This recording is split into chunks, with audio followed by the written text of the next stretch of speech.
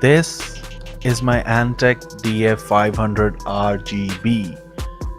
DF stands for Dark Fleet, and this is the RGB model that comes up with a tempered side glass panel.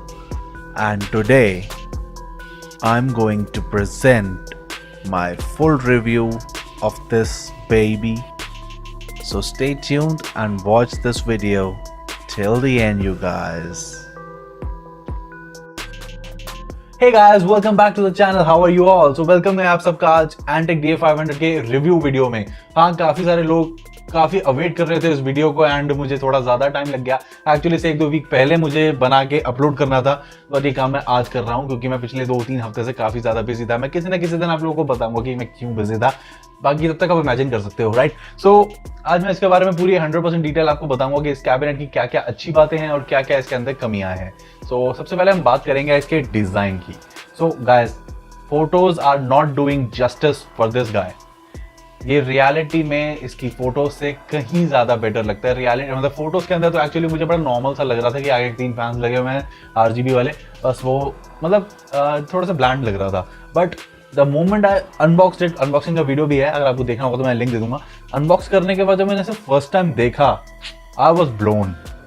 Really guys, it looks amazing and especially जब इसके RGB fans अंदर start हो जाते हैं and rear exhaust fan जो मैंने इसमें डाल दिया था वो, एंड RGB स्ट्रिप के बारे में तो आपको पता ही है, जब इसका हमने पीसी का बिल्ड वीडियो भी एक बनाया था।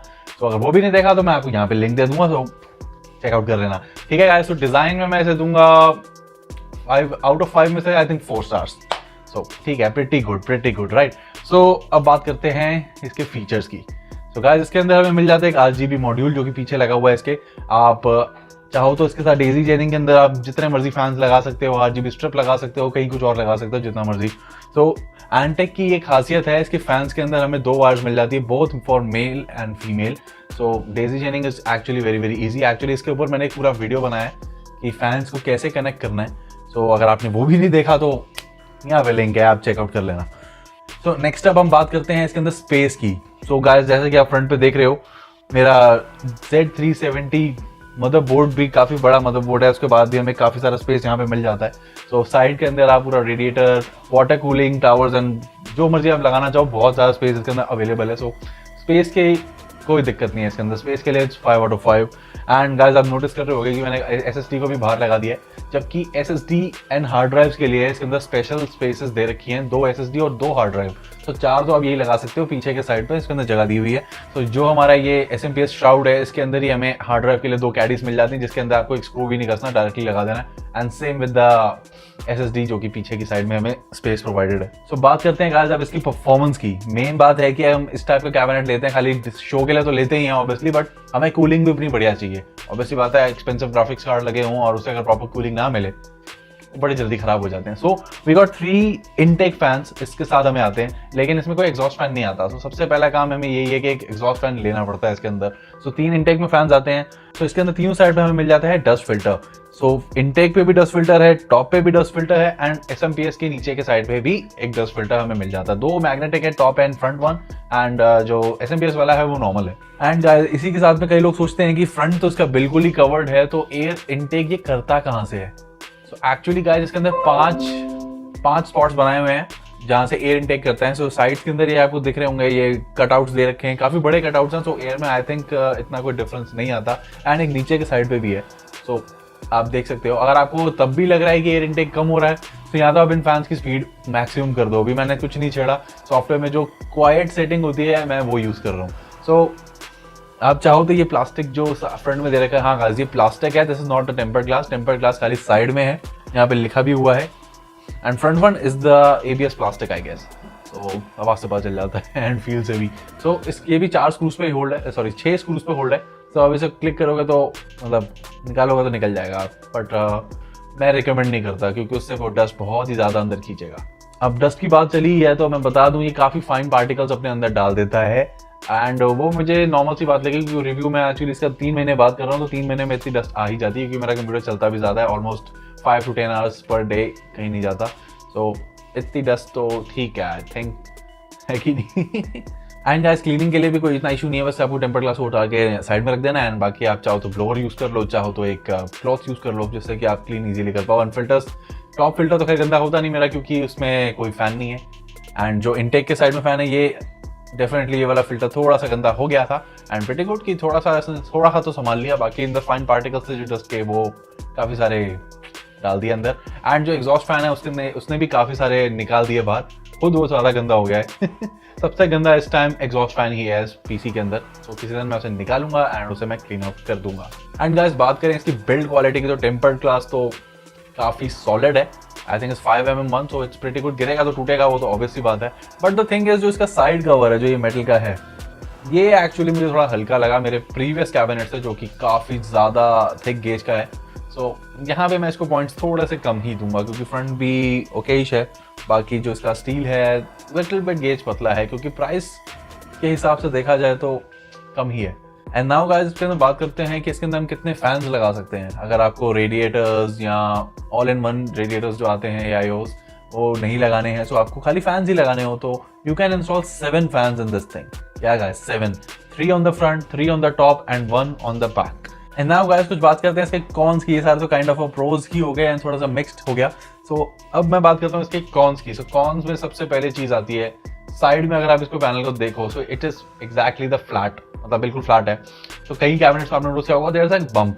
उस बम्प का फायदा ये रहता है कि केबल मैनेज करना बहुत ही ज्यादा इजी हो जाता है। इसके अंदर ये प्रॉब्लम है कि you got just 1 inch of a space, and कई वायर्स बहुत थिक हैं और कई वायर्स मल्टीपल वायर्स एक ही जगह से जा रही हैं, तो वो ऑटोमेटिकली थिक हो जाता है। तो उसको आपको काफी अरेंज करना पड़ेगा कि कहीं कहीं से उसके बाद ही आप उसका साइड पैनल को बंद कर सकते हो, अदरवाइज आप उसे बंद नहीं कर पाओगे। एंड फ्रंट पे खैर हमें काफी ज्यादा स्पॉट्स मिल जाते हैं केबल मैनेजमेंट के लिए, जैसा कि आपने देखा ही है मेरे प्रीवियस वीडियोस में Antec DF500 RGB related.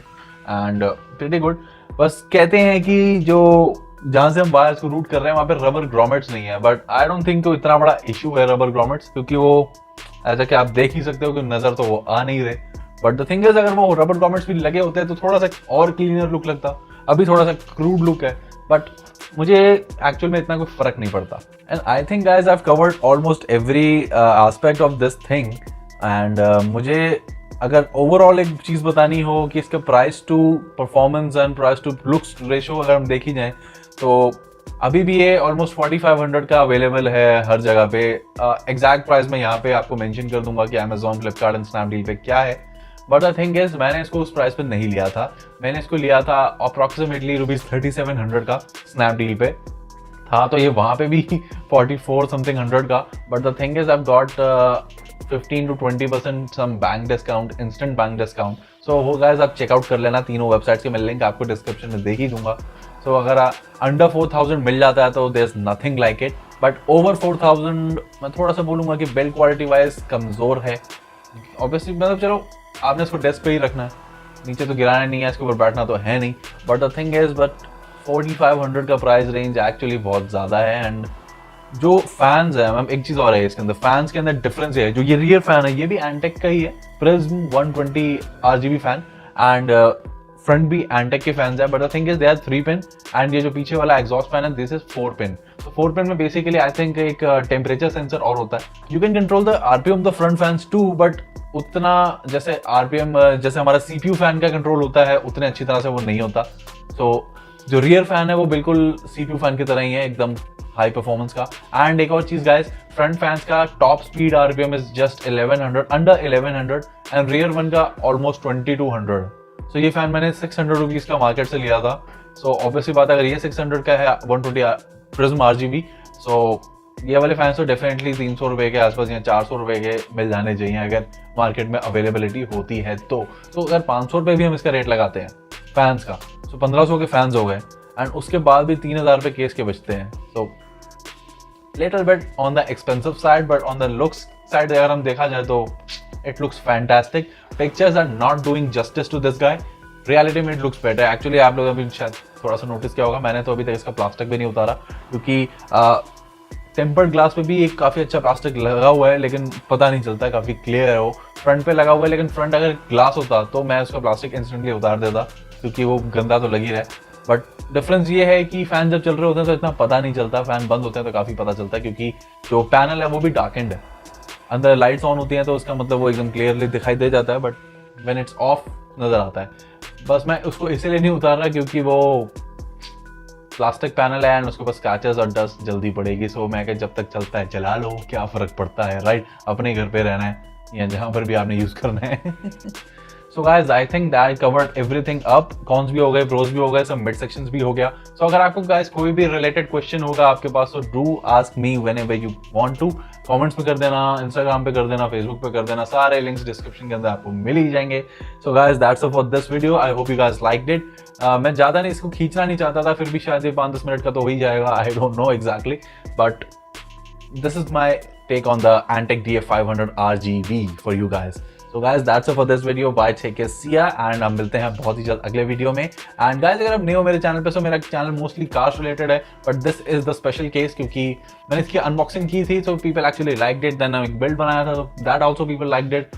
Then एक फैंस के रिलेटेड कई लोगों ने क्वेश्चंस किए थे मेरे को, सो मैंने उसके ऊपर भी एक वीडियो बनाया था, तो people actually liked it. So that is why this review. तो मैं आप लोगों को प्रॉपरली गाइड करना चाहता था कि ये चीज़ क्या है, प्राइस के हिसाब से सही है कि नहीं। So I think I have covered almost everything. अगर कोई चीज़ मेरे से छूट गया तो please do let me know in the comment section. And guys, अगर आप नए हो मेरे चैनल पे, so please do consider subscribing. Channel देख लेना, अगर कुछ पसंद आएगा तो सब्सक्राइब कर ही देना गाइस। एंड कोई भी वीडियो आप लोगों को पसंद आता है तो please do share it with your friends and family. मुझे काफी अच्छी मोटिवेशन मिलती है guys. Thank you for watching guys, मिलते हैं बहुत जल्द वीडियो में। बाय, टेक केयर, सी या, हैव फन।